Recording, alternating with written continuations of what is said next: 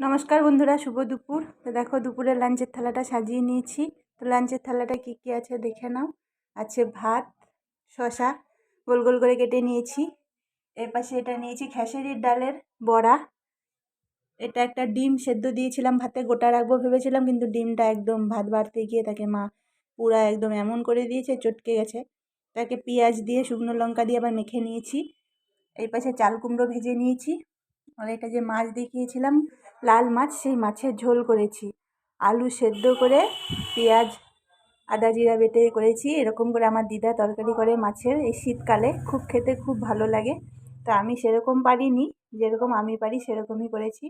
তো একদম সিম্পলই লাঞ্চের থালাটা সাজিয়েছি। আজকে সেরকম কিছু করতে পারিনি, লেবুও শেষ হয়ে গেছে। কালকে হাট আছে, হাটে যাব। এবার হাটে গেলে সব কিছু আনবো। সবজি প্রায় সব শেষ হয়ে গেছে ফ্রিজে, এই জন্য কদিন থেকে থালায় একটু অন্যরকমই সাজানো হচ্ছে।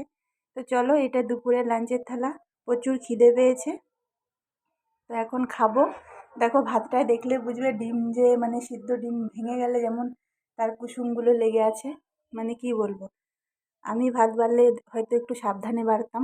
মা বেড়েছে, বাবাকে ভাত দিয়েছে, আমার ননদ আসছিল তাকে ভাত দিয়েছে, মানে চামচ দিয়ে এমন ঘেঁটে দিয়েছে সে ডিম ভেঙে তার ছন্ন ছাড়া হয়ে গেছে। তো চলো, দুপুরের লাঞ্চের থালাটা একদম রেডি। তো কে কে খাবে আমার বাড়িতে চলে আসো। আর কে কে এরকম লাঞ্চ পছন্দ করো কমেন্টস করে জানাও।